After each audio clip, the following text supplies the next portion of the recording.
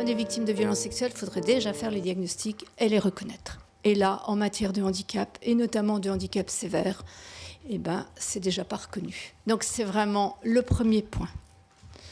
Donc toute jeune, on va dire en dessous de 18 ans, mais ça peut être jeune adulte, voire plus âgé, qui est victime d'agression sexuelle. Vous savez que c'est beaucoup plus fréquent que dans une population tout venante. Et ben c'est pas reconnu. En général, c'est pas repéré. Et si c'est repéré, c'est une dénégation. Je crois pas que c'est un vrai déni. En tout cas, ça n'est pas pris en compte. Alors, que les agressions sexuelles, là je parle pour des personnes qui ont des enfants, des jeunes adultes qui ont des déficiences intellectuelles, légères, moyennes, profondes, qu'elles soient par des pères, qu'elles soient par des adultes, théoriquement, qui assurent la protection. C'est le minimum qu'on peut demander à des professionnels qui accueillent dans des structures pour personnes handicapées, pour enfants handicapés, une protection. Alors, on a évoqué tout à l'heure le milieu psychiatrique. C'est sûr que les enfants et les jeunes qui viennent du milieu psychiatrique, alors peut-être plus le milieu psychiatrique de maintenant, je ne saurais pas dire, mais en tout cas pour moi, tout jeune déjà handicapé sévère, qui vient d'un milieu psychiatrique, qui a vécu pendant un certain nombre d'années en milieu psychiatrique, par a priori a été victime, voire auteur d'agressions sexuelles. Mais ce n'est pas du tout pris en compte. Donc on a beaucoup de jeunes qui ont des troubles du comportement sévères.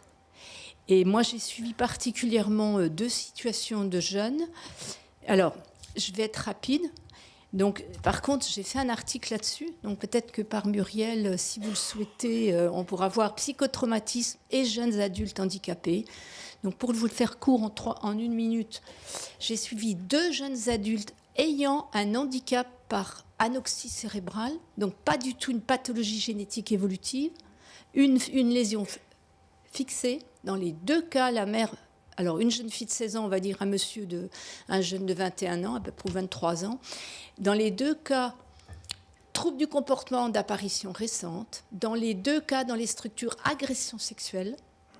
La jeune fille par un stagiaire, le jeune monsieur par un autre résident qui, lui, était fiché comme ayant eu des agressions sexuelles. Dans les 2 cas, les professionnels ne l'ont pas reconnu, ont fait des menaces sur la personne handicapée. La jeune fille, la mère a porté plainte, on lui a demandé de reprendre sa jeune fille chez elle jusqu'à ce qu'elle lève la plainte. Le jeune homme, le directeur, l'a quasi tapé, enfin parce qu'il dénonçait. Bref, quand les mères les ont retirés des centres, sont venus nous voir, on a fait le diagnostic. On a mis en place un suivi. Dans ces 2 cas, ils étaient hospitalisés en psychiatrie, bourrés de médicaments neuroleptiques. Dans les 2 cas, on a fait un suivi de type psychotraumatisme. Et dans les 2 cas, au bout de quelques mois, quelques années, ils sont revenus sans aucun trouble de comportement, sans aucun médicament, et ont pu réintégrer des structures. Donc je me dis qu'il y a des milliers de jeunes qui doivent être dans cette situation. Donc ça, c'est le premier point, il faut le reconnaître. La deuxième catégorie d'enfants, à mon avis, qui en France ont besoin aussi d'être aidés, c'est les petits-enfants qui sont dans les structures aide sociale, aide médico-sociale. C'est des enfants qui ont été retirés aux parents, ou en tout cas pas franchement retirés, mais un peu aussi, et qui sont, alors pour le dire dans le jargon médico-social, maison d'enfants à caractère social, et ITEP.